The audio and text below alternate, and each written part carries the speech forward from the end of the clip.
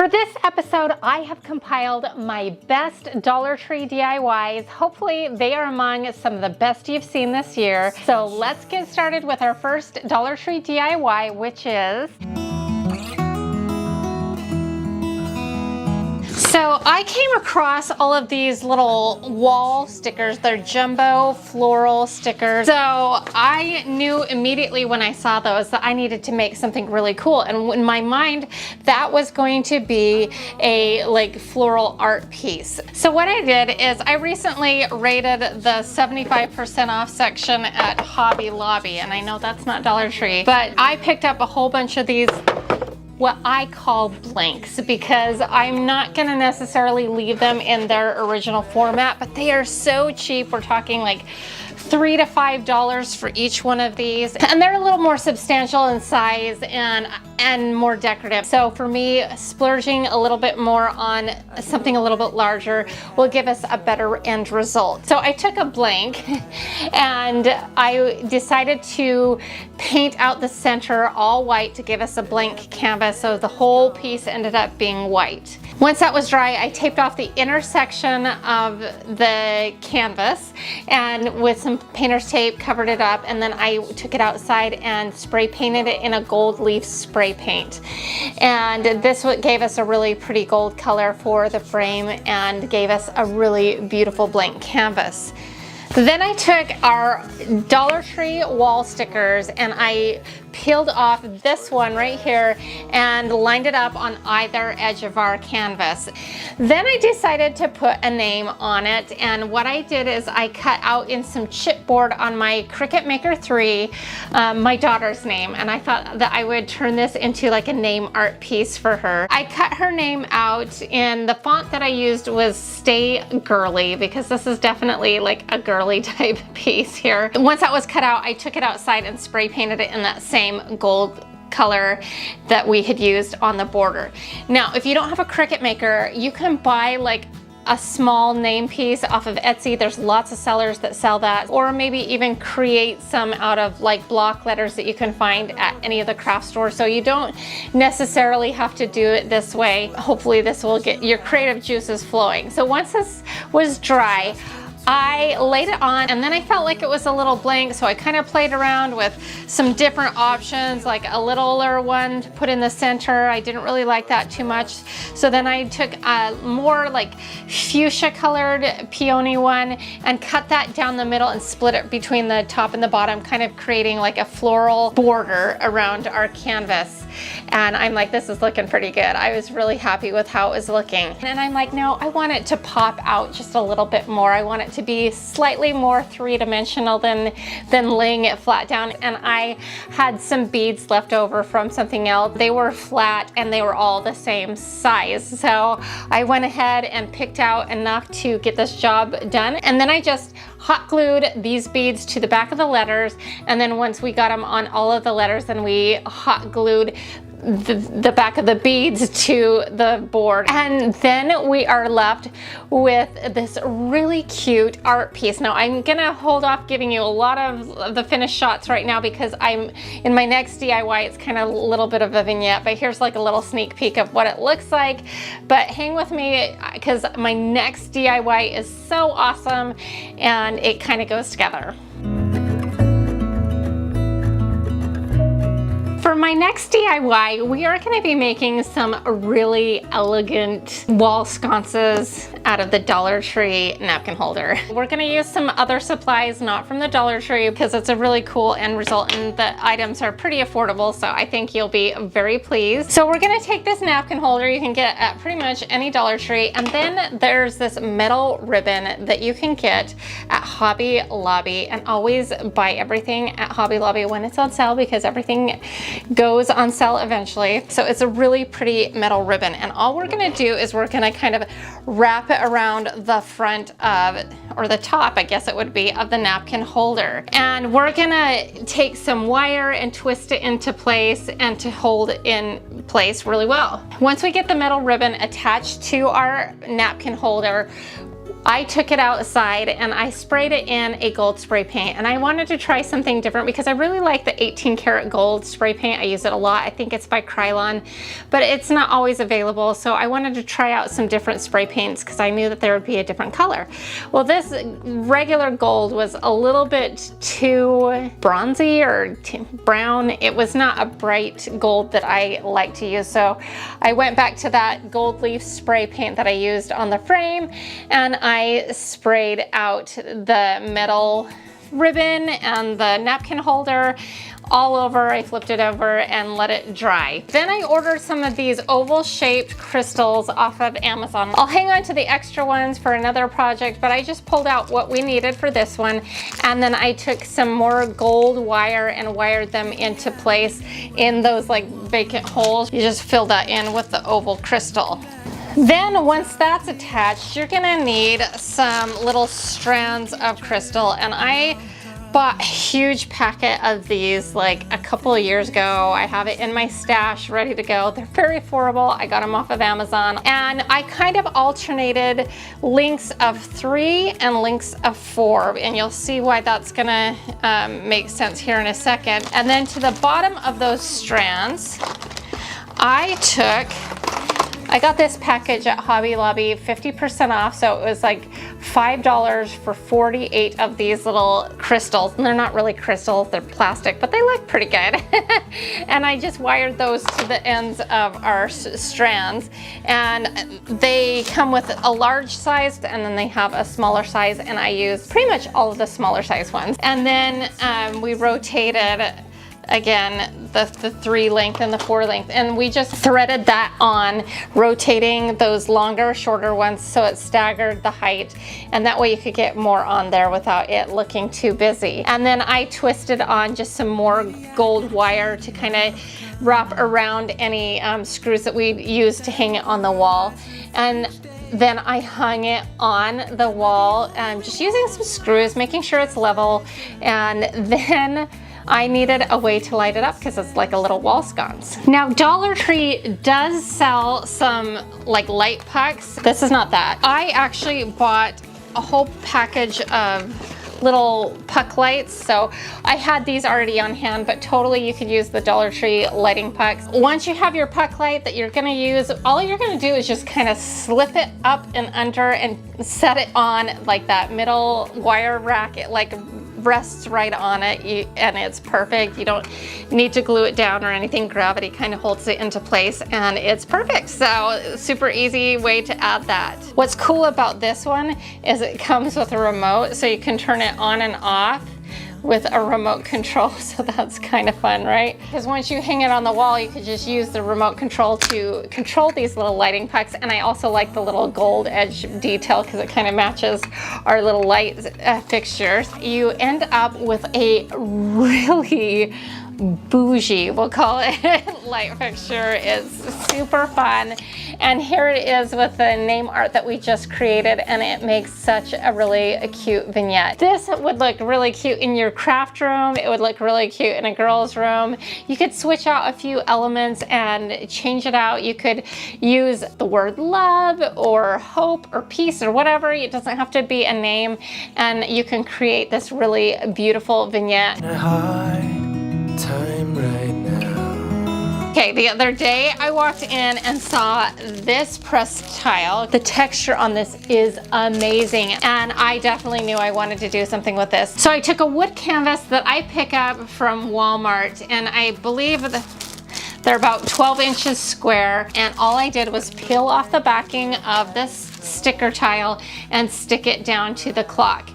And then I wanted to have kind of like that antique painted down effect, so I painted the whole thing out in a white chalk paint, and I was looking at it and I was like, you know, that's okay. But I had a frame that was kind of broken. It had like one little crack in the bottom, and the glass was broken. I stepped on it by accident. But I'm like, well, it doesn't have any glass in it anymore, so maybe I can just add that to what I've got going on to add a little bit of more interest and finish it off a little bit more. So I just hot glued that on top of our painted out white and then painted that out white. And then to kind of give it an antique look, I took some sandpaper and kind of roughed it down a little bit so that some of that gray would pop through, kind of like you would see on like an aged antique pressed tin. And then I took out my drill and drilled a hole in the center, and we added like a clock kit to it. You know, you just kind of attach that on the back and then on the front, and then we have a really cute working clock.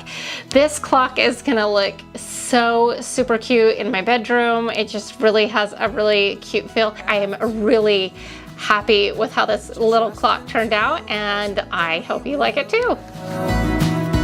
You through, 'cause we only want what's best for you. I've been stretching the envelope a little bit with these past DIYs, using some stuff from other stores to kind of like give it a more elevated look. This next one though, I pretty much mostly used just Dollar Tree stuff, and I found those cathedral windows. Maybe you've seen them. So I took 4 of the cathedral windows and I glued them to around the edges of one of their art pieces that they have there for $1. And then it left like a little tiny gap in the corner, so I took out a square dowel and I cut them down and I filled in those cracks and I kind of glued that into place. And then I just had some little finials on hand, so I finished that out and added little finials on top of each one of these little dowels. And that was it for the structure of it. Then I took it outside and I spray painted the whole thing gray with a gray primer, because at first I thought I might sand it down and distress it. I didn't end up doing that part, but then I followed it up with a flat white spray paint and I did a couple of coats, making sure to get everything. I kind of tilted it up, sprayed it everywhere, and that's it. And then I have a really cool, like awesome candle holder. I could, you know, maybe put a little clear vase inside it with some flowers sticking out the top. But it's a really cute decorative piece made with mostly Dollar Tree items. You could switch out those dowels and use like Jenga pieces and make it fully Dollar Tree. But the end product of this is so super cute. I just love it. I think it's a really cute piece, and I hope you like it too. I came across these new metal tins. They had like little seahorses on them and little crabs on them. I especially loved the crab one because it gave me like an idea of to do something nautical. So the first thing I did is painted out my tin in a seafoam craft paint, then did a little light sanding to just kind of give it like a rustic flair. Then I took some wood rounds that I pick up at Hobby Lobby. I always have them on hand. They come in like a 2-pack, and I put a little bit of water in a cup and I put in some gray craft paint and some brown craft paint and kind of made a stain out of that, or a color wash, and I mixed that up and I put that on the wood round and then let that fully dry. Then I took out my drill and drilled a hole. And then I took a little crab knob that I found at Hobby Lobby and attached that to the wood tin. And then you have your topper, really cute, and you put it on directly on top of your can and you have a really adorable canister. I just think this is a really adorable jar, and it's gonna look super cute in the little kitchenette there in Maine.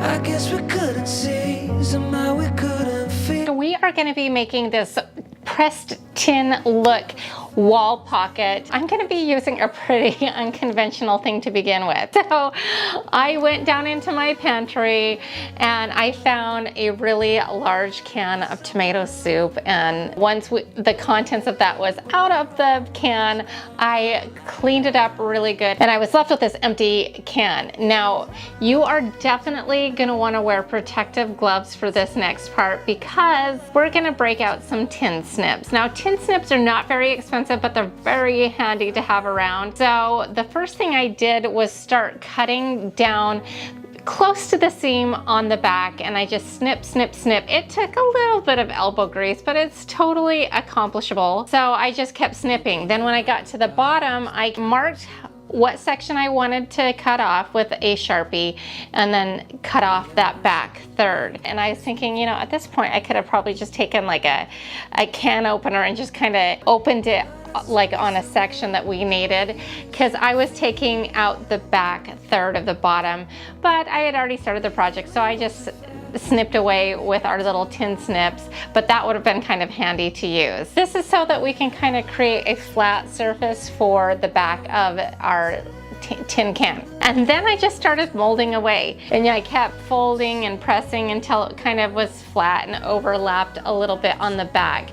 Now, I didn't really care so much what the back looked like, so once I got that flattened out and kind of looking like a half wall pocket, I decided to take out some black electrical tape. And the reason was I knew I was going to be painting this item black, and I wasn't really trying to attach everything together, although it was kind of an objective. The main objective was to cover up all of those sharp edges so that there was nothing that you could slice a finger on. So it didn't look super awesome, but you would never know in the end, I promise. With that shaped, then we needed to kind of figure out where on the pressed tin tile we wanted to cut. So I laid our can on the tile and kind of marked where we were going to cut, and then I cut off the excess. Now, when you do this, it exposes one of the weaknesses of this product, and that is the backing.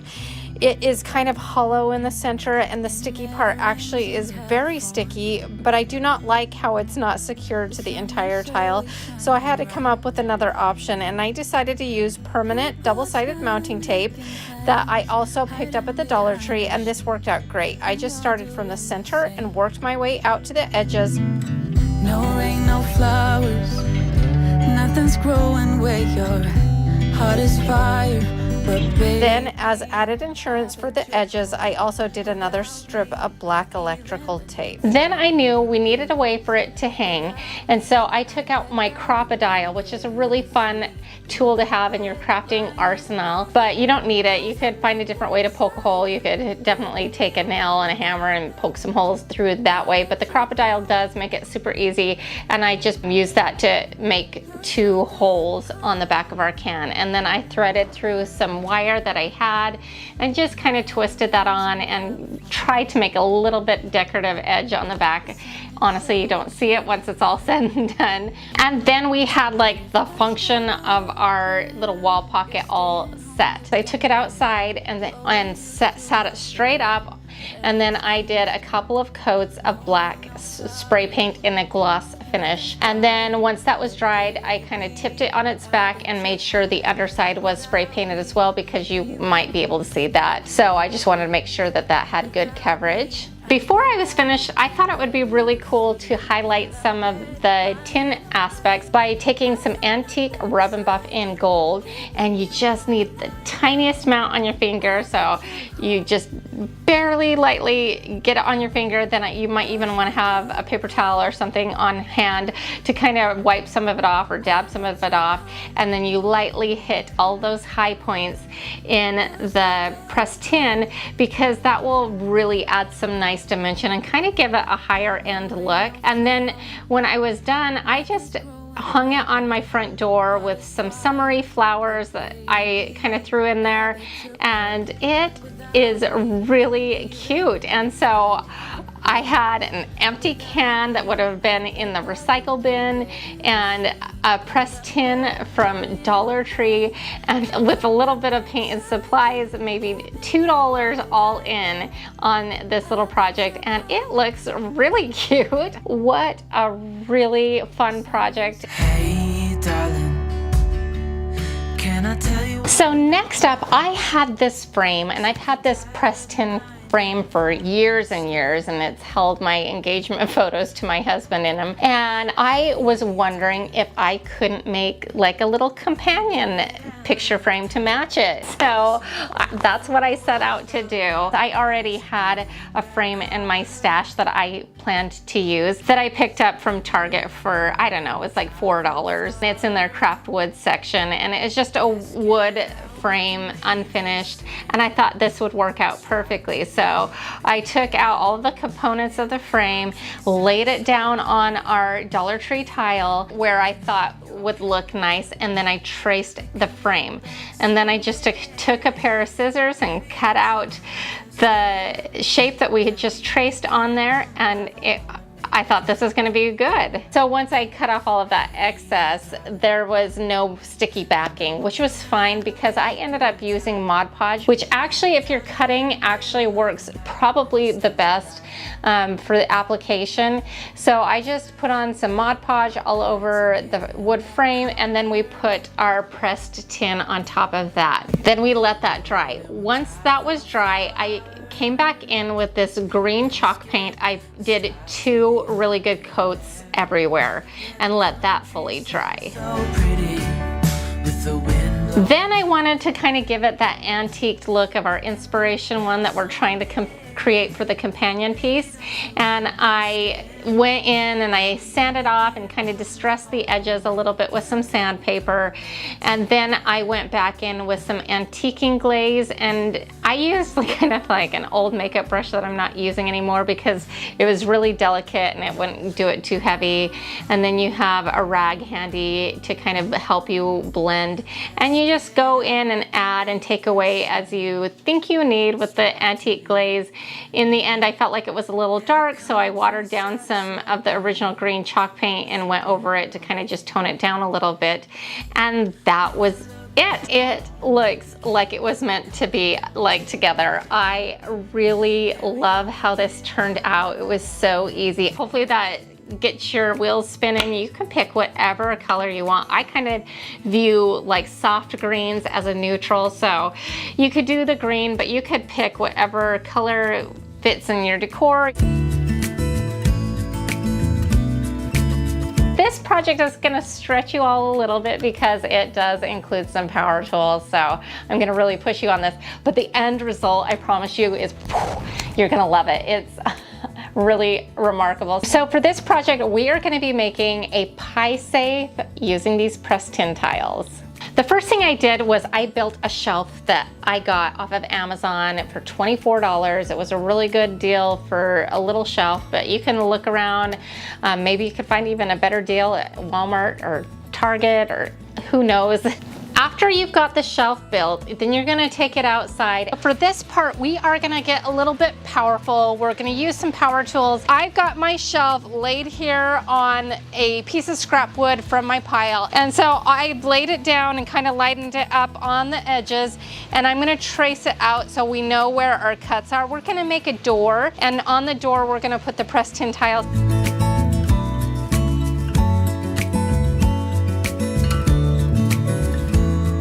We are going to use my table saw here. If you don't have a table saw, do not worry. You could use a jigsaw, a circular saw. I have a table saw, and that really does make nice straight lines, but use what saw you have. Don't forget to protect your eyes because remember, safe is sexy. So let's go ahead and make these cuts.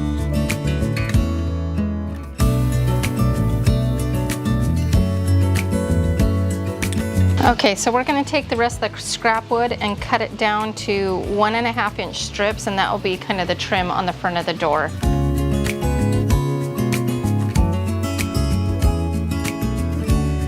So while I'm cutting stuff out here, I thought it would be really cool to make a top for, you know, make it look more like a table.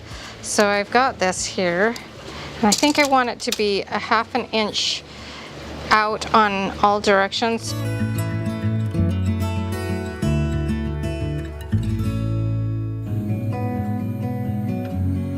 Then I used the excess of that scrap piece and cut down some stiles and rails. It ended up being about a 1.5 inch trim, so you could definitely find some project boards at Home Depot, so you don't have to cut down your own trim. I was just trying to make do with what I had and spend as little money as I could. So I actually thought it would be really cool to lift this off the ground, and I had this really cute scalloped trim in my scrap pile.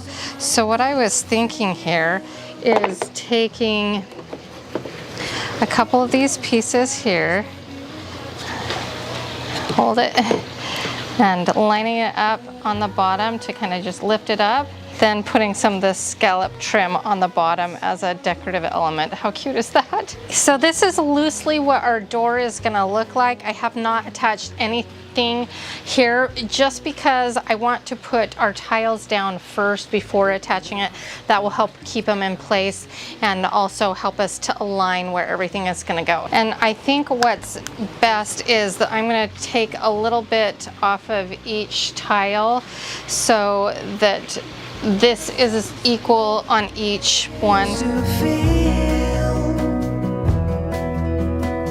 Maybe we roll so fast, maybe we got too high.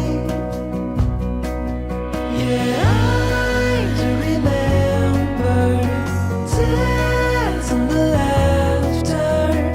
How could we fall so fast and let us go? Once I had that stuck down, I went in and painted it out in a white chalk paint, 2 coats, and then I let that fully dry. While that was drying, I went ahead and painted out all of my stiles and rails in a kind of it's called a sage chalk paint, but it's really kind of a blue color. And I did 2 coats of that, and I wanted to do that because I wanted to avoid any like weird taping and painting, so I just went ahead and painted the stiles and rails first and attached that trim. You kind of do like a skirting around the bottom, nailing that on, and then you can easily attach the side feet to that. And then I centered up the scalloped edge trim and nailed that on the front side, and that really added a really nice finished look. And then I attached those rails to the front of the door using some finished nails. You want to make sure that it's the right length of nail, because if it's too long it will shoot right through the door, so make sure you've got the right length nail. And then I got that all attached.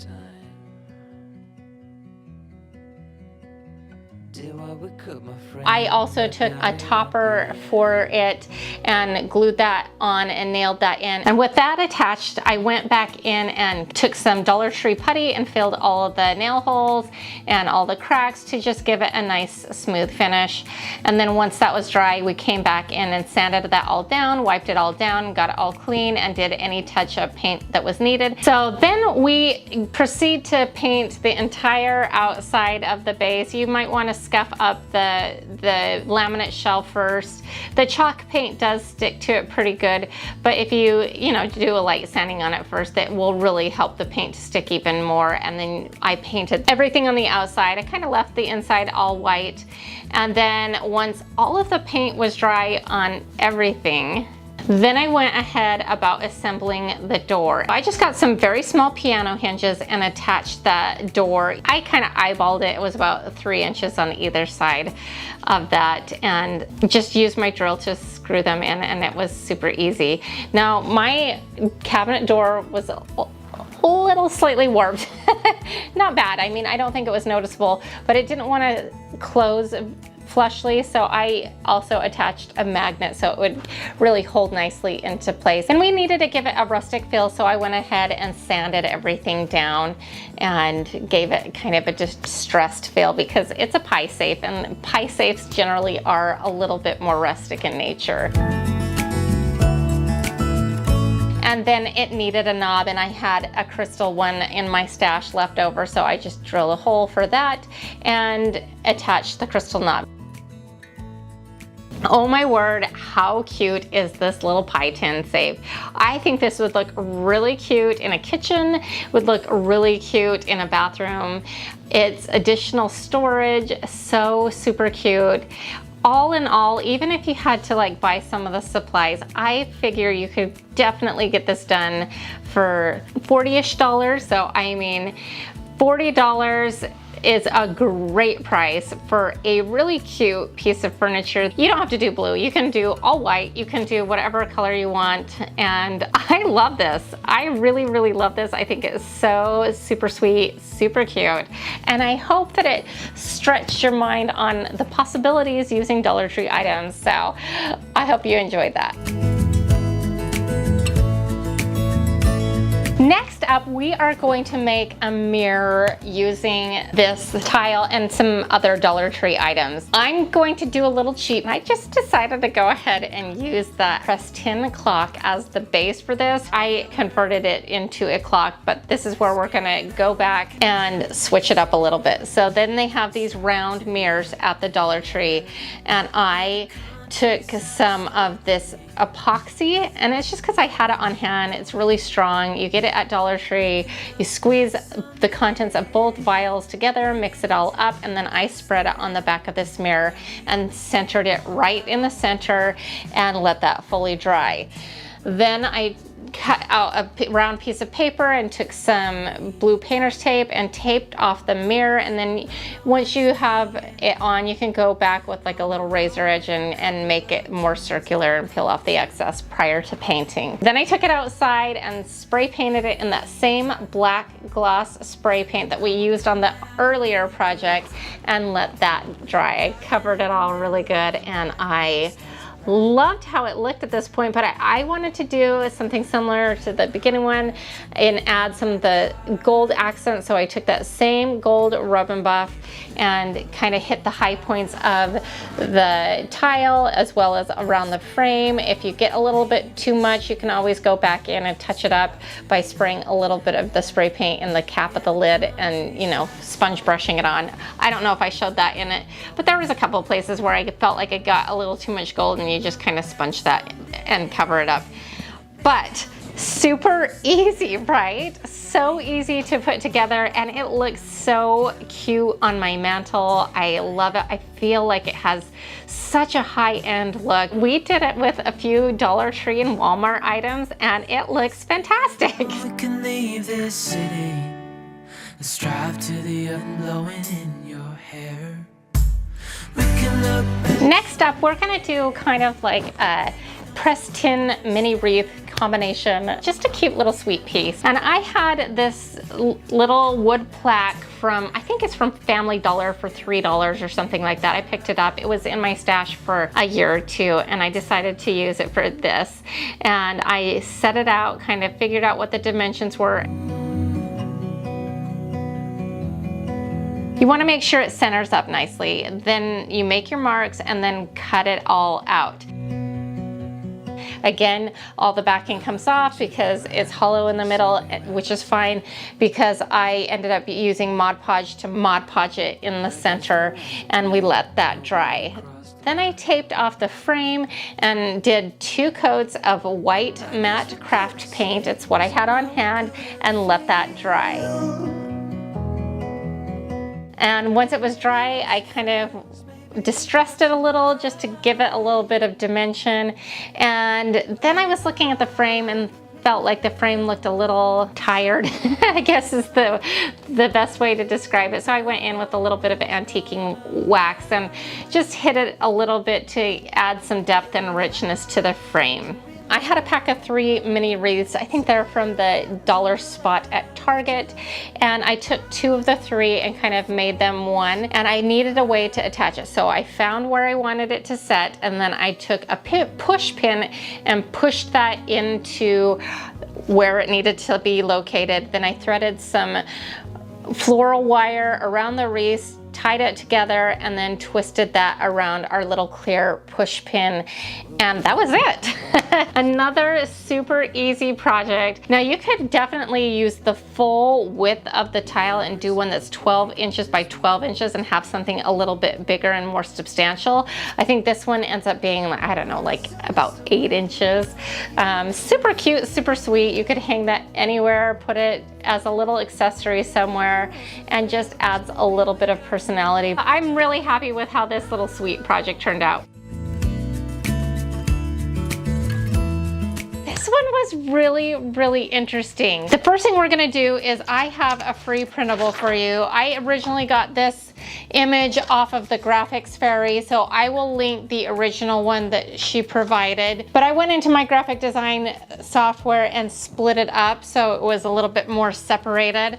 So I'm going to also provide a link for this free printable as well. So if you want to split up, you can do that. And there's a reason why I am doing it that way. But we are going to print this free printable out on some water slide paper. Now, water slide paper to me is the best solution that I have found to this point for if you don't have a Cricut machine. I have several Cricut machines, and I would probably recommend this if you do have a Cricut machine. Go ahead and cut it out on your Cricut machine because it will get you like a cleaner look. But I wanted to show an alternative, and the end result, I'm just going to give you spoiler alert, is really awesome as well. So if you don't have a Cricut machine, use the water slide paper. I'll link some in the description box below.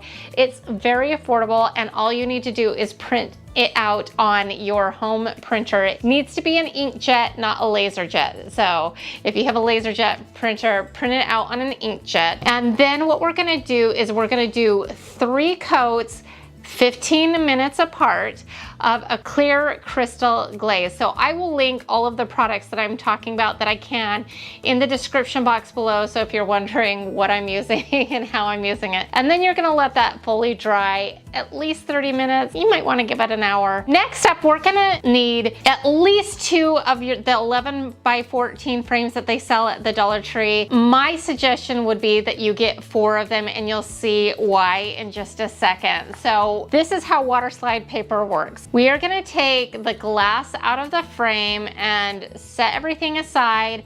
And I personally am taking out all of the little tabs that hold the glass into place, and you'll see why in just a second. And then we're gonna set the frame aside and just work with the glass for now. Then what we can do is we will cut off this bottom section right here, just as close as we can, and then we're gonna leave the top section. We then take our water slide printed image and we fully submerge it into water, and this will be about 30 seconds to a minute depending on, you know, when it starts to activate. You'll know when it's ready when it kind of starts to slide across the backing and it will release a little bit. And then what you're gonna do is near the top of your 11 by 14 glass, you are going to line up the corners and very carefully slide out the backing, and then you kind of want to dry it off and press it down. And then we're gonna repeat that process with the lower section that we cut off near the bottom. Now, if you're using vinyl, just go ahead and use the vinyl at this point. If you're using the water slide paper, I would recommend letting this fully dry to let the water evaporate. Once the water slide paper has dried and evaporated, we are going to take any of the large stickers that you want. I am going to be using this huge peony because I love peonies. Obviously pink peonies, and I know the peony police are going to come out and give me a hard time. So you say peonies, I say peonies, and it all works. And then I'm going to be using the hydrangea because I'm making a set of 2, but you could make a set of 4. It depends on what flowers you can find. There's this on the front of this one, and then that one on the back, which is a little bit different. It just doesn't have the center, like the yellow in the center. And then on this one, I'm going to be using the kind of periwinkle hydrangea, but you've got this pink flower on the back. On some of the other ones, you've got a big giant white flower. So you could use an assortment and make a set of like 4 and really make a statement like on your wall. So there's a lot of options. Once you get the sticker on, here's where the second frame comes in. At my suggestion, you could just leave the sticker and all of that on top of glass and call it a day, but I really think it looks more finished and more like a piece of art if you then stack another piece of that glass on top of the original one to really finish it off and kind of encase it, okay? That's why I would recommend using 2 of the frames. And PS, by the way, where on earth else could you find a 11 by 14 frame for $1.25? nowhere else. Nowhere else other than the Dollar Tree, maybe the thrift store, but then you won't have like 4 matching ones. Then you take the frame that you originally plucked all of those little metal tabs out, and you replace all of the glass face down in it. And then I took some clear silicone that I picked up at the Dollar Tree, but you can get like a big one from the hardware store, and just do some clear silicone to seal all of the outer edges. I feel like this is a little bit stronger in the end than the hot glue, but you could use hot glue as well. And then you're gonna want to let that fully dry, which is at least 30 minutes in my case, maybe an hour or two, just to be safe. And then you are left with something tremendously cool. This is probably one of maybe most favorite Dollar Tree DIY projects I have ever done. I love the finished look. It looks so high-end, so classy. You would never in a million years know that this was from the Dollar Tree. Next up is also one of my favorite Dollar Tree projects, right up there, definitely top 5. I started with a wood round that I picked up at the home improvement store. I think it's Lowe's that I get them at. They're about $5 or $6. I think they're about 12 inches round. And I painted it out in a white chalk paint. Then what I did is I took a stencil that I bought off of Amazon a while ago, and I never got around to using it, and I thought it was a really, really cool stencil. And I laid it over the top, and it unfortunately had kind of been bent a little bit funny. So this would probably work for you if you don't bend it funny. But you kind of want to tape it down, and then I just took some black chalk paint and pounced it on the stencil. And if it wasn't perfect, it's not a big deal because we're kind of going for a rustic look here. And then I let that fully dry. Once it was fully dry, I kind of sanded it down a little bit. We wanted to give it kind of an aged look, and then let that dry. Then I took another one of these hydrangea stickers, and I also took some of the other little pieces that come with it, like the other little ones, and I took a big chunk and kind of offset that on one side, and then I took all of the other little ones and kind of put them together on the other corner, kind of like asymmetrically here. Now, because I am going to be turning this into like a pedestal tray or serving tray or whatever you want to use it for, there's a lot of applications. I didn't want it to look like I had just stuck stickers on top of it. So to give it a little bit more finished look, first I kind of sanded around the edges to make sure everything was nice and smooth from when we cut off the excess. Then I took some Waverly varnish in a matte finish, and I did probably 3 to 4 coats because I really wanted it to kind of look like it was an art piece, which we achieved in the end. So I'm really glad that I did that step, because otherwise it looked like I had just stacked a bunch of stickers on it, and the finished product, it looked like it was art because it had the varnish over the top of it. And then I added a pedestal base that was left over from another project, so it was already painted white. I had popped it off an old project, and then I just used it on this, and I attached it with some Gorilla hot glue. I'm not going to be doing anything crazy with it, so I didn't think I needed to use anything stronger than that. The Gorilla hot glue does have a very strong hold, so I think it will be sufficient.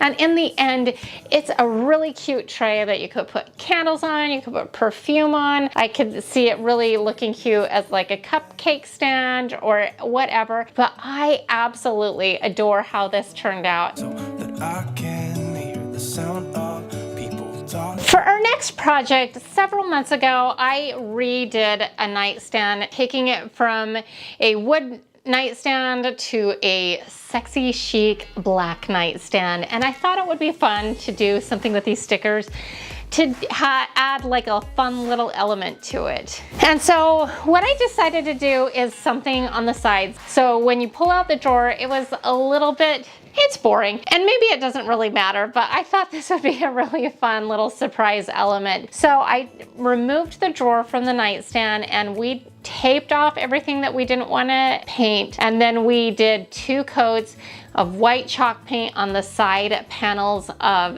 this nightstand drawer. And then I very carefully taped off stripes and I did it about 2 inches wide. And then before you do stripes of any kind, if you've been watching my channel for a long time, you'll know my little secret hack, and that is painting over your tape lines with the original color. So when it bleeds, which it always does, even with the best tape, it will bleed the original color, and then it will create a nice tight seal, giving you a nice crisp line in the end. Then I took some black acrylic paint from my craft paint that I have on hand and did a couple coats of that, and then let that fully dry.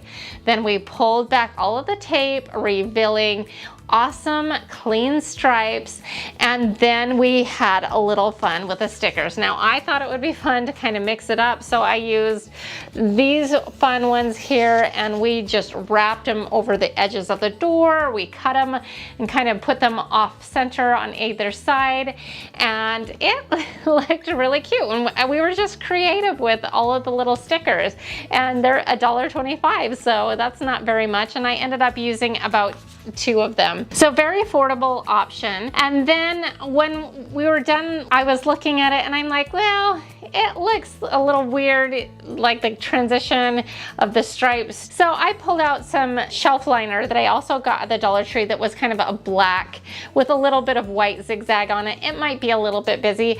You could just go back in and use some paint and paint the rest of it, but I just thought that was enough to kind of tie it all together. So now when you pull out this little nightstand drawer, you are met with a fun little surprise with this lot of personality.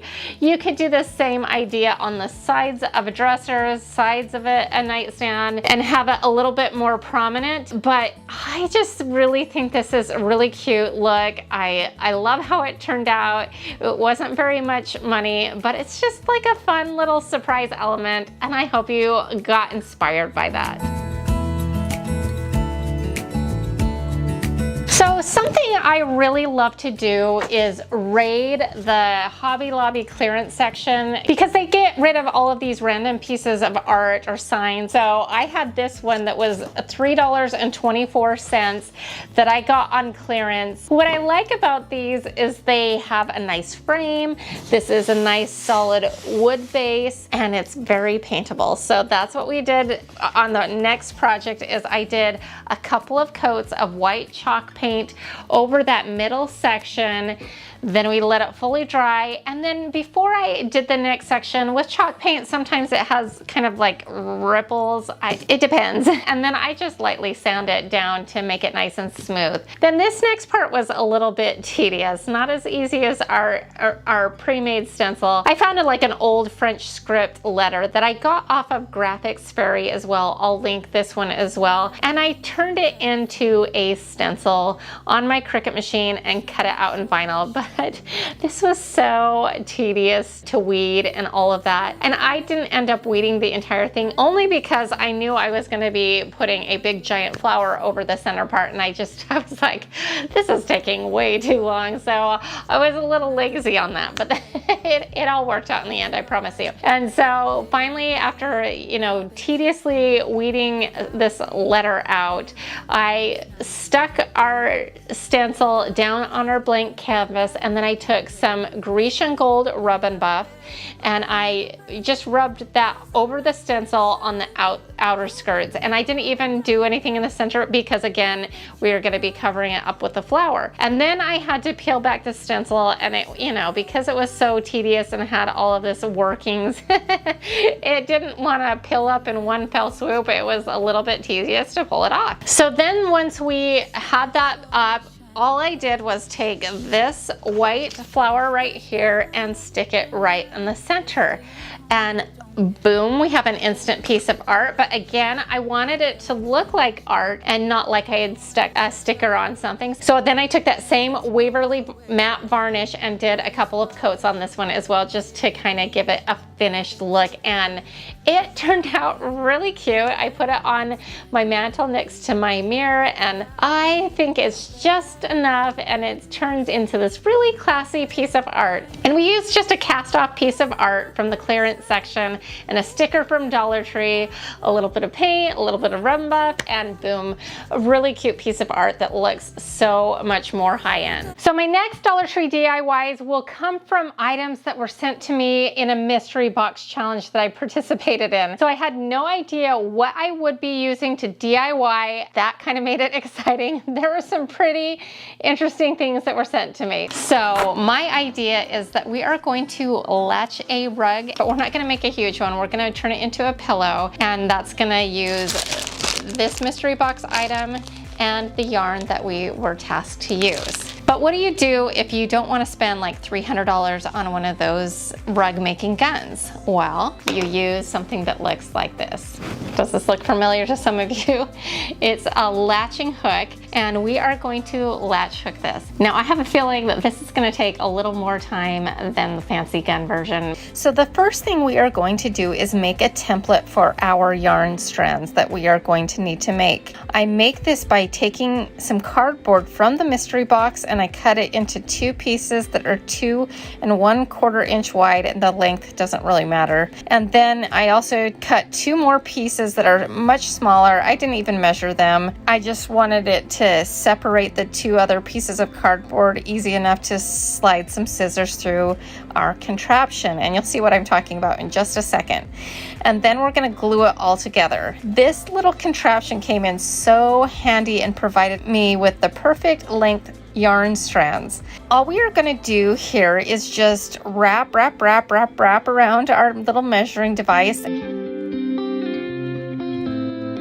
And then we are going to take some scissors and cut on either side. Now this is what you don't want to have happen, so I'm going to fast forward a little bit because with a little practice I did figure out the best way to do this is once you have it wrapped, press firmly against it on the table and cut on either side, not letting like any of the yarn loose, and it will hold everything nice in place while you're doing the cutting. Then I measure out our mat and I cut it down to 18 inches by 18 inches. It was already 18 inches wide by 24 inches long, so we're only taking off like 6 inches here. And I decided I'm going to do a black and white striped rug pillow, and I want to make sure that I have a black stripe in the center, and I wanted it to be about as thick as the painter tape that I'm using here. So I just kind of use that as a guide to get started, but in the end I decided it's 6 columns wide, and that's the width that ended up giving me the perfect amount of full stripes. Then we just start latching. This process is extremely easy to do because of my yarn was thinner. Like I said previously, I found after the first one that I needed to do 2, but I started out with just 1. But here's what you need to know, because I got it down to a system. After some practice, what you're seeing me do here is not exactly what I started out doing. What I ended up doing is much faster. So I would wrap around the 2 strands over my pointer finger, slip the latch hook through that loop created on my finger, and make sure that the latch part is pulled back. Then I thread the hook through the empty square, and then you can take the cut ends of the yarn and kind of cross that over into the hook area, and then as you pull back through, it will close that latch, and then you'll pull the yarn through and it will create a knot. You want to make sure that you're always knotting it in the same direction and on the same side of the square so everything is nice and consistent. And then you just repeat this process over and over and over and over and over and over again. This is a great project to do if you're binge watching a show, but honestly, it's more comfortable to do at a table after trying it in multiple different settings. This literally took me way longer than I could have ever imagined. After finishing up the last few knots, we give the whole thing a little bit of a haircut to even all the strands out. Then I take some painter's tape and pull all of the outer yarn into the center so that we can easily stitch an envelope back onto this, converting it into a pillow cover. Because this is going to be a soft pillow and I had these Dollar Tree soft car cloths on hand, I just decided to use this as the backing because they already had a finished edge and I really didn't need to do that part. So I just cut it out to overlap 6 to 8 inches, and you simply sew around the 4 sides as close as possible to the yarn line, and that's it. After all that work, it did turn out pretty darn cute, but seriously, would you invest 40 hours into one single pillow or spend the $300 on the fancy Lone Fox rug making gun? Honestly, I'm leaning towards the latter, but I do like this pillow. What do you think? All right, so for this next DIY, we are going to use a whole bunch of items from the mystery box in one thing, including one of the challenge items, which was this foam dice, and we are going to turn it into a topiary. So the first thing we're going to do is take the 2 boxes that she sent me, and we are going to stack them on top of each other, one face up and one face down, so that they have good contact to create a larger looking base for our topiary. And I just used some Gorilla hot glue for this. Now, I didn't want the open handles to show on the sides, and I kind of wanted to mimic what was going on the front and the back, so I took some larger popsicle sticks and cut them down using my scissors and attached them just using some hot glue as well. And we do this to both sides.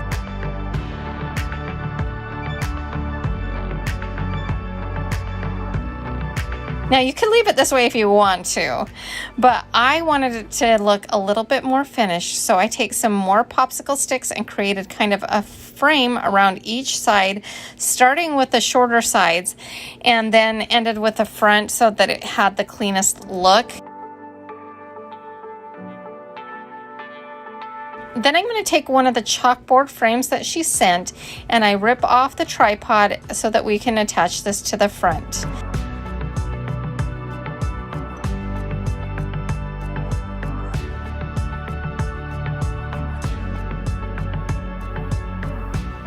I also had this French crown clay mold left over from my last mystery box challenge where we used some clay in that. I didn't end up using this crown and decided that I would use it now and glue that to the front of the chalkboard. Then I'm going to just go ahead and paint the entire thing out in black chalk paint and let that dry.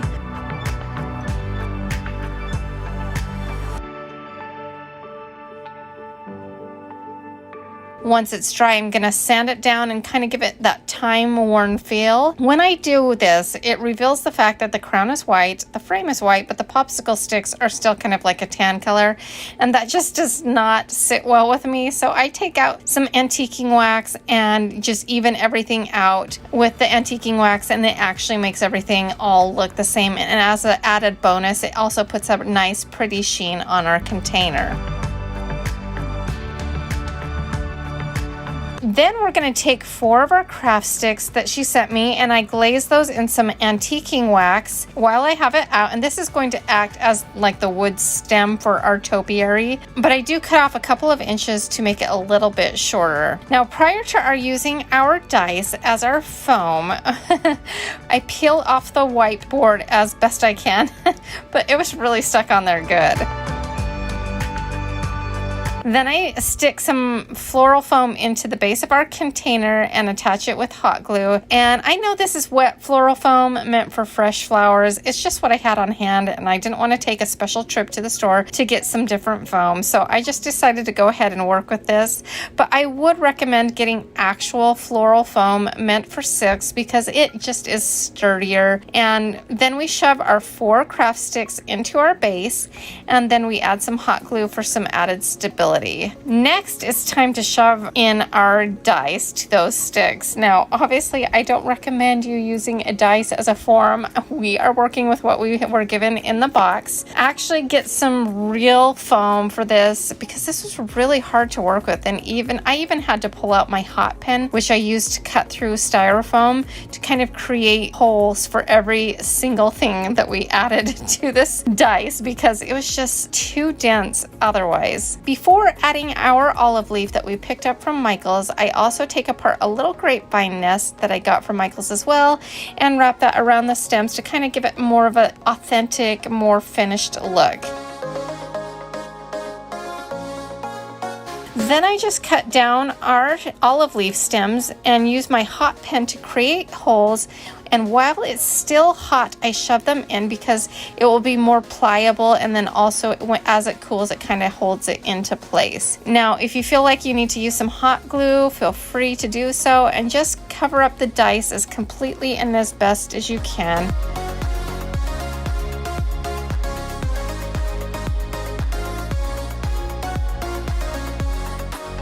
And even after I covered it pretty well, you could still kind of see the dice poking through.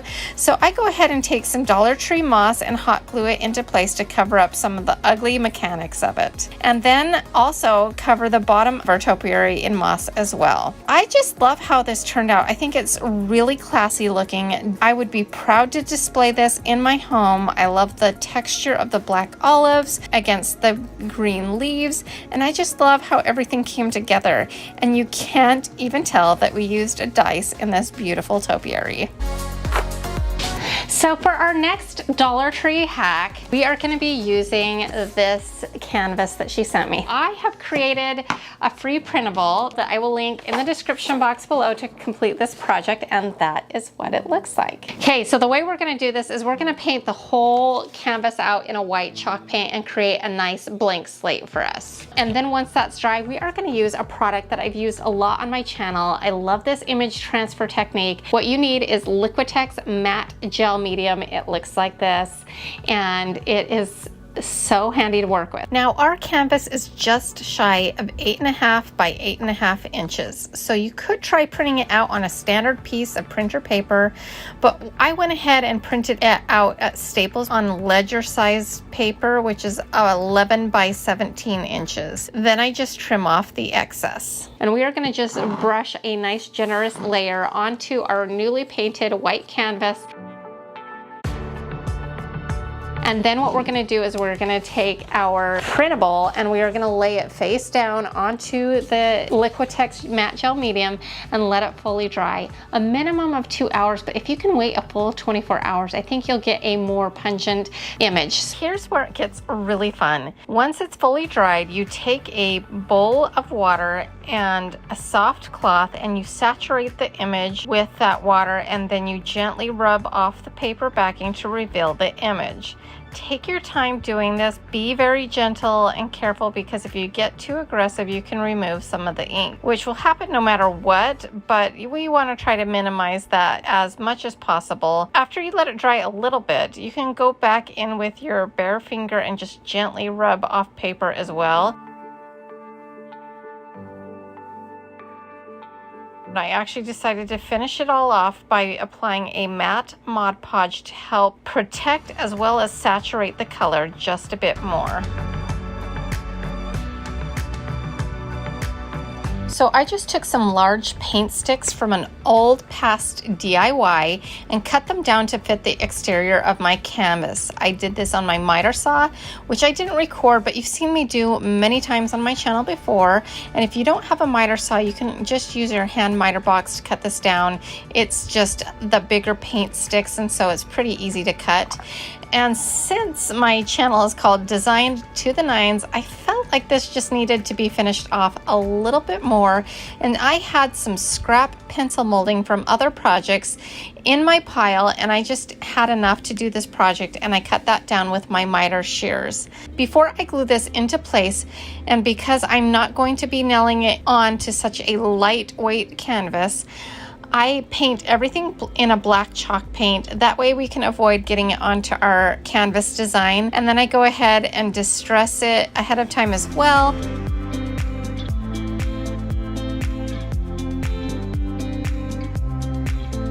And then we glue it into place using some regular Gorilla Glue and some hot glue. If you need to do any touch-up paint, you can do this after the glue has dried. And that's it. So cute.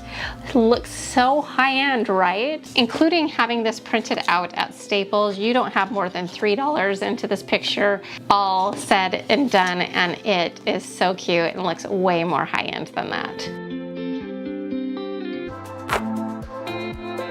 Okay, so for our next Dollar Tree hack, we are going to be taking this tag that she sent me, and I love to do them. I usually make them out of real wood, so they're a little bit more beefy than this, but this is like pretty much ready to go, and we are gonna make it look a little less cheap because this is all just kind of printed on. I think we can do better. This is going to be really easy to do. The first thing we're gonna do is remove the twine that is on there already. I'm going to set that aside because I'm going to reuse it, and then I take another one of our dried clay pieces, and we are going to be using the bee. I hot glue that into place, and since one of the little legs is missing, I just add a little bit of extra hot glue for that leg, and then I just paint the entire thing out in a black chalk paint and then let that dry, which doesn't actually take that long with this paint.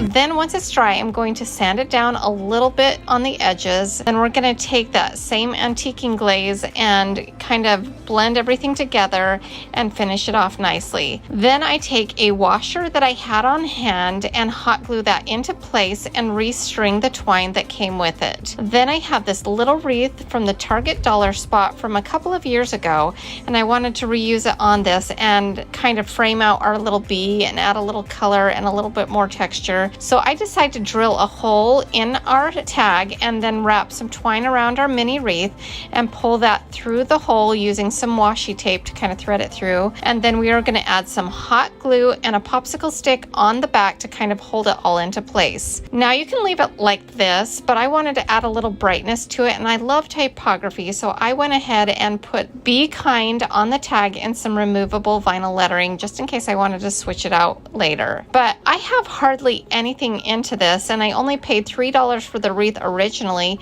and then with some paint and vinyl and extras that I had on hand, we took this from dollar store to boutique store with this fun hack.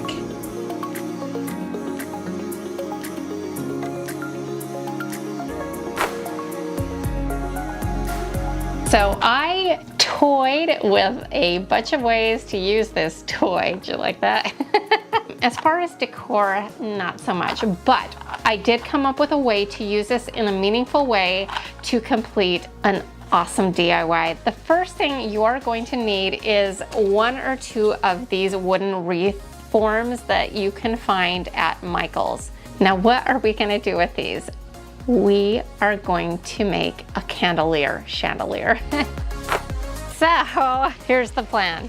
I have some concrete left over from my last mystery box challenge. We're gonna use that again because I had it on hand already. We are gonna just remove all of these puppy paws and we're gonna set them aside. They are my backup plan if this goes awry, because we still want to use this in some way for the DIY, and I do have a backup plan for these if this doesn't work out. We're gonna take this cooking spray and we are gonna spray this because we are gonna fill this up with concrete. And those are gonna act as the base stems for our chandelier.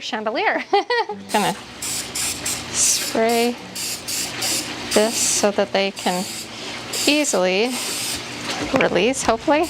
We're gonna set that aside. We've got our concrete. We're gonna pour in some water. I'm just using a piece of scrap wood to mix this with. Oatmeal is the consistency we are going for here.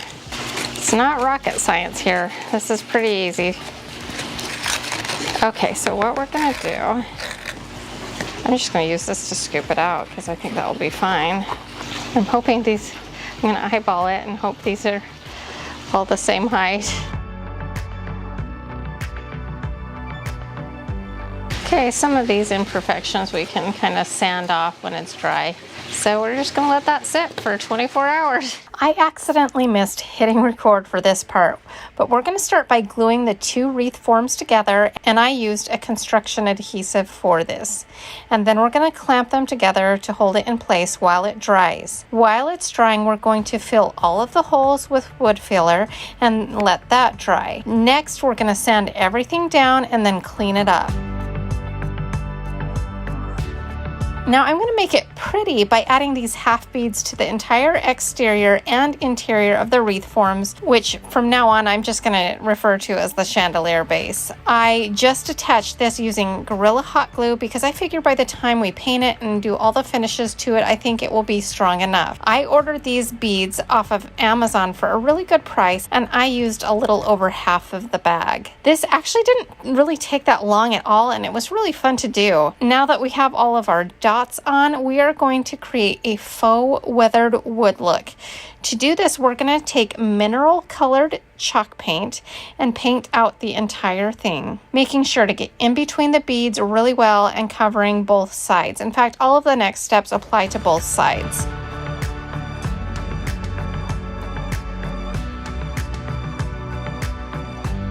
Next, we are going to dry brush on some of our antiquing wax and kind of blend it out a little bit as we go, as you see me doing here. It really doesn't look that pretty at this point and that convincing of a wood grain, but it will, so stay with me. Make sure you hit all of the beads on this too, but it does not need to be a wonderful paint job of them all, and imperfection is just fine on this. Next, I'm going to take some of that white wax that we made, and basically what it is it's just half white chalk paint mixed with a clear white wax by Waverly.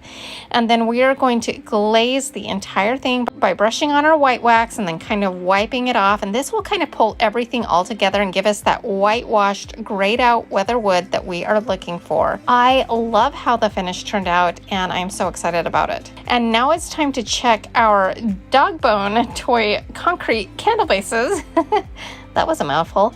They turned out great. I seal them in a matte sealer, and while we're outside, I just take this really pretty metallic satin nickel spray paint by Krylon, and I spray a Dollar Tree hanging basket chain and some little C hooks, but I hooks would be better. But I had these on hand and I end up bending them closed, so they work out okay for me. Now this color is going to look really pretty with our palette, and then I take the concrete pucks inside and decide that they're just a little bit too new looking, so I put a little white wax over the top of them to kind of give them a little bit more of an aged look.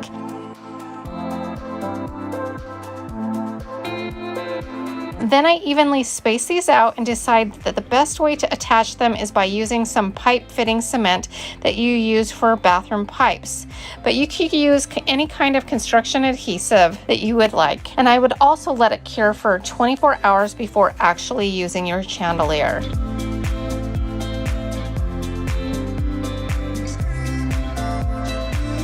Now we needed to use a clear adhesive to attach these stemless wine glasses from the Dollar Tree to the concrete bases because you can see right through them. So I used some Gorilla Clear Gel Glue, which is a very strong hold, and I was pretty generous with it.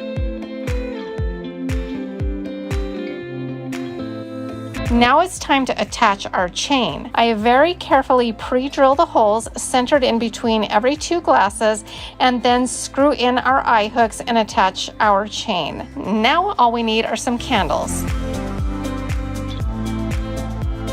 Now I'm displaying this hanging from a tree outside because I think this would be a really romantic chandelier for a picnic or a date night, or even something fun for a wedding. But you should note that the rings are made from MDF, so moisture will affect them, so just keep that in mind. I'm going to find a good spot for it in my house because I absolutely adore how this turned out. I really think it's amazing and affordable, and I know I stretched the envelope a little bit by using the dog bone, but there was no making anything really cute out of that, let's be honest.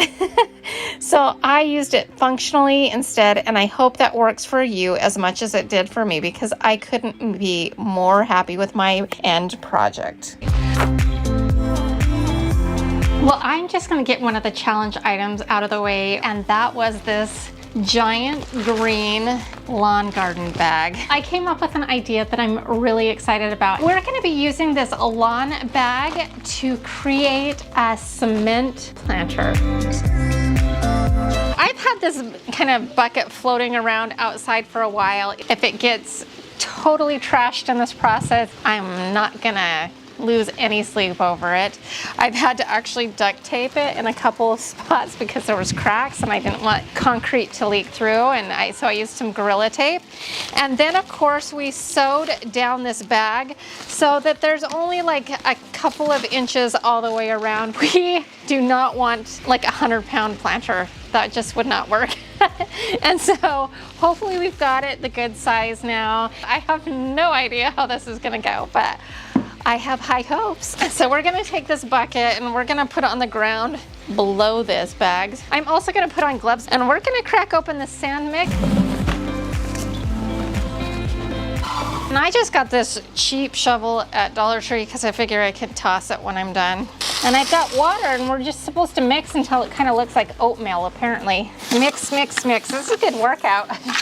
Okay, that's about as close to oatmeal as I think we can get. I don't think that I fully explained what look I'm going for. I saw this inspiration photo and I was like, that is really cool looking. I want to try to get that look, but there was no instructions, so I'm just flying by the seat of my pants. Now, ideally, I'd probably just get like a rice bag or a burlap sack and do this planter, but this is what we're working with, a mystery challenge. I got my cooking spray here and we are gonna spray the inside of the bag and the outside of this. I hope that helps. We'll just kind of rub it together. And then we're also gonna spray down this. I'm hoping this helps kind of release it when we're done. I'm gonna put about 2 inches on the bottom. And I hope this is, again, the right consistency. Now we're gonna set this in. We're gonna try to center this, just kind of trying to evenly distribute this.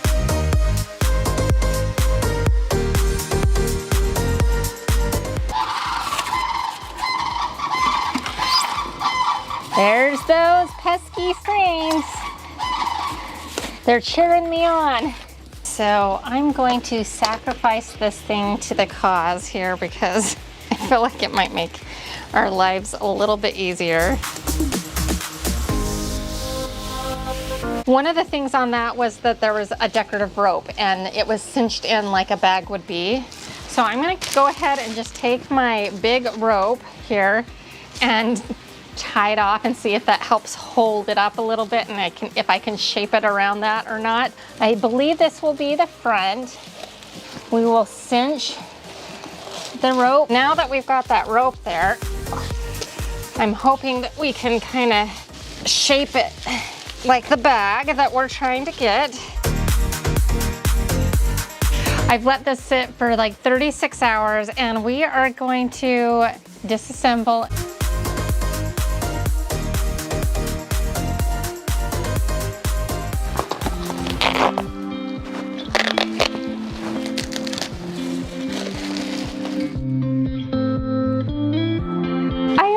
Surprised.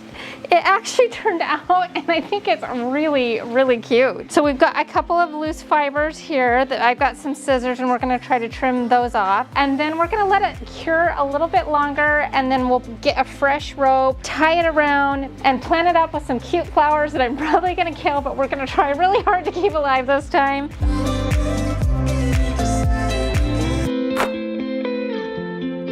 So my next Dollar Tree DIY, we are gonna be using some of these hanging baskets. Now she sent me one and I have another one. I have in my mind that we can make a faux farmhouse decorative scale. I've got a spindle here. Now I'm gonna be using an electric miter saw, but if you have a miter box and a drill, you can probably get this done. So you don't need the big tools, but it does make life so easy.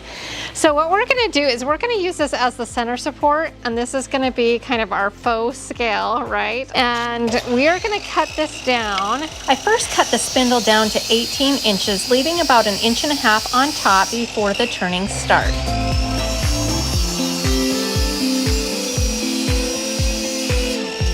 Then I cut our wood dowel down to 18 inches as well. And then we're gonna drill a hole through this and hopefully that will work. Just make sure our dowel will fit in. It's a little snug like we want it. Just very carefully put it through. Then we are going to glue 2 wood rounds together, one that is 3 inches and one that is 5 inches, and let that dry for a couple of hours. While that is drying, we're going to go work on the scale portion. We are going to take the baskets and clip out the arm that has the little loop at the bottom. This is going to act as a screw hole. You're going to need a total of 4 of these pieces, 2 for each side. Then with my hand, I flatten out and bend in the opposite direction so that the sharp edges will kind of nestle into our small 3-inch wood rounds. Then you're going to find center and make a line through it and kind of carry that up onto the side so you know where to put in your screws. Then you're going to take a small drill bit and pre-drill the holes. I just used some short screws that I found in my stash that kind of have a wider head at the top. Then you slip the screw through the loop and drill it into place. Now, just for a little added security, I add a tiny bit of hot Gorilla Glue just as a backup. Do this on either side.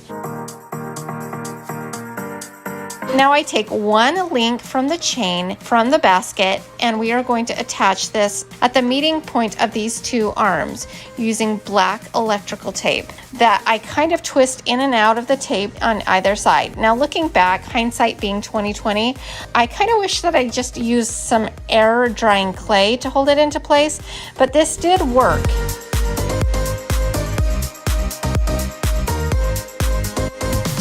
Then we take our hook and 4 links of chain plus a little clasp from the basket and hook that onto the top of the individual chain link, like I am showing you here.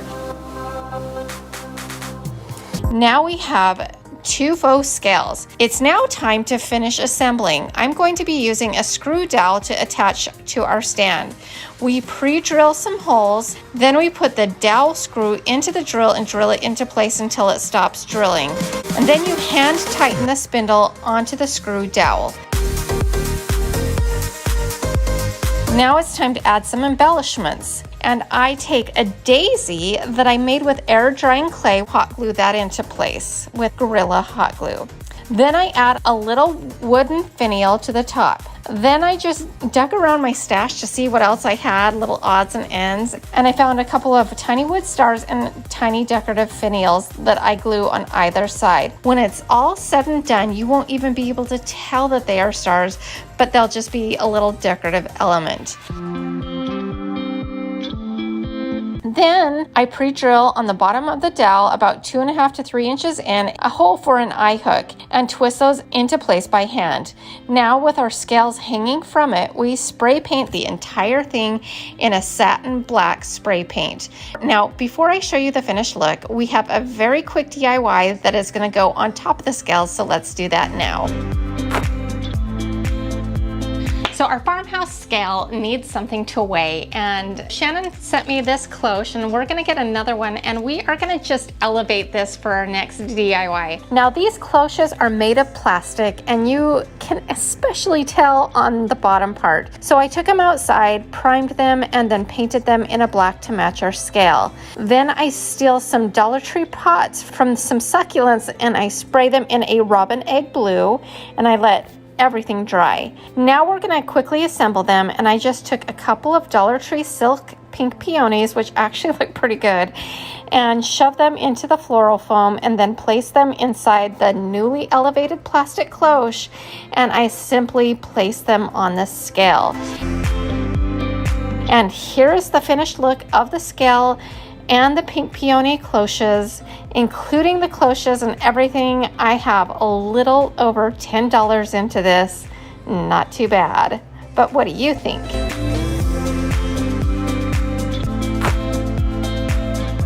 Shannon sent me 2 shelf brackets. I thought this would be a really good opportunity to use up some more of my scrap wood. So we're gonna do a shelf, but I wanted to make this a little bit fun, and I think we are gonna do something with this garden fencing that they sell at Dollar Tree. It's actually really cute. I love this.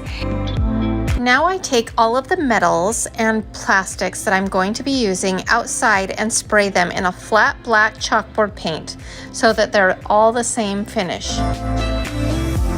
Now my large shelf portion was actually already the right length to begin with. I just got lucky. It was in my scrap pile that way, and I believe it was 24 inches. It was originally cut down from a 1x8. And then I cut down a 1x3 about 2 inches shorter than our top shelf to accommodate the brackets. Then we need to cut down our plastic so that it will fit. I make sure to leave some of the faux ironwork behind the wood piece so that I have something to staple it into later. Then I lay everything on top of it again and line up our brackets to see where we need to make those cuts in the ironwork. And then I remove that area.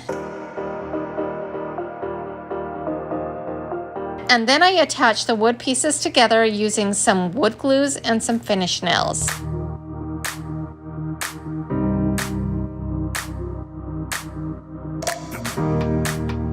Since this is going in my entryway where I put my bench, I use the same antiquing wax to finish the wood.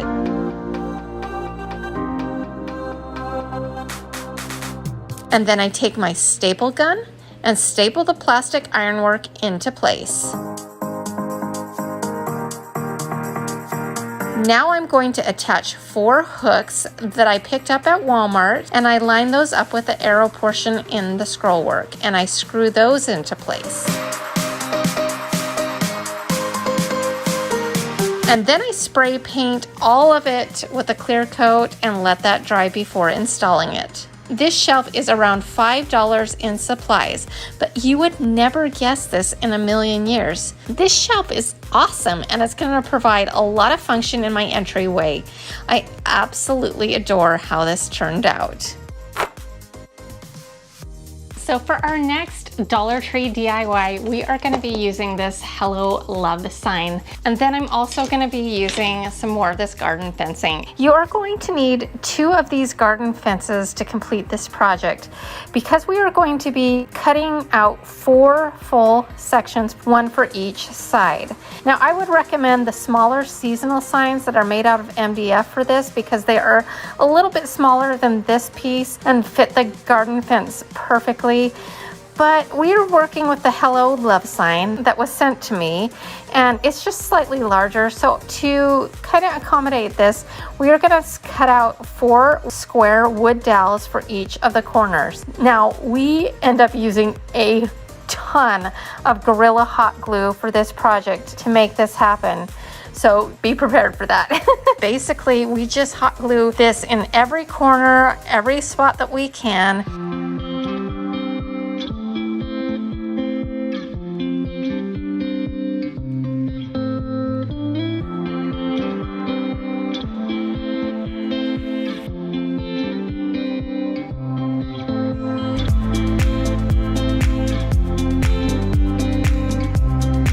And then on the corners, I took some popsicle sticks to kind of hide some of the mechanics on the edges. And once it's fully assembled, we take it outside and we paint the whole thing in a black chalkboard paint, making sure to cover everything really well. I style it with a Dollar Tree hurricane vase and a candle. And then I use some lamb's ear from Walmart and some pink peonies just to kind of fill it in a little bit. And I think this looks so cute. It's so high-end looking, and we have a little over $3 into this candle holder. And it's so stunning, especially when you keep that price tag in mind. Even though it's small, it might be scary. So it's a fish. What comes to mind for me when I think of a fish? I think of 2 things. I think of sushi and I think of fishing. And when I think of fishing, I think of my cousin Alec. Alec was seriously the most amazing little guy you've ever met in your life. And he was diagnosed with cancer many years ago. And he fought really, really hard. Honestly, he was seriously such an amazing kid because as much pain as he was in, he never complained once. He never asked, why me? He literally was probably too perfect for this life because he aced it at only 12 years old, and Alec loved to fish. And his make-a-wish was even going fishing in Alaska, which he did shortly before he passed away. So my idea for this fish is to make a garden stepping stone in his honor. So what we're gonna do is I'm gonna take you outside and we're gonna make this out of concrete, some more of that concrete. So I start out by mixing up a little bit more concrete. For our form, I decided to use a planter liner I picked up in a 3-pack at Dollar Tree. I sprayed it with some cooking spray again, and I pour in a little bit of our concrete.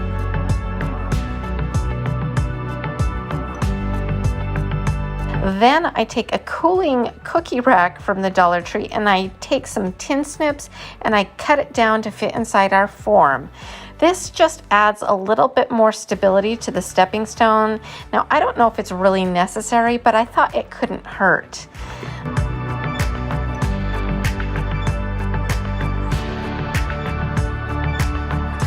Then I poured the rest of our concrete on top and smoothed it out. And my plan for the fish is to do an impression with it. And for that to work, we need it to be a little bit more firm, but still a little wet. I let it set up for like 2 hours. Then I take our fish and push it to the bottom third of our stone and let that set up for 24 hours.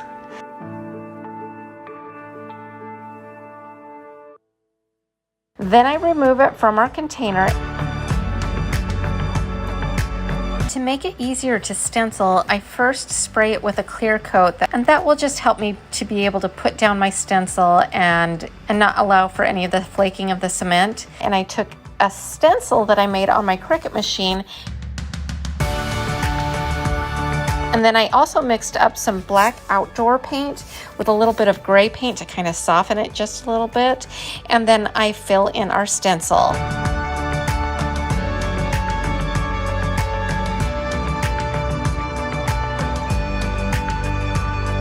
I decide after the fact to also add an additional 3 fish at the bottom. And then when we're done painting it, I add an additional clear coat. Now, when I saw this little fisher guy, it immediately reminded me of Alec's silhouette. Alec may have passed to the other side, but he will never be forgotten here on Earth by those who loved him. So I really love this project and hope that you found inspiration in it. Well, I hope you enjoyed this episode. If so, here's another one that I think you'll like as well. And to all of my DIY Niners, I just want to remind you once again that you are more powerful than you know. We'll see you next time. Bye.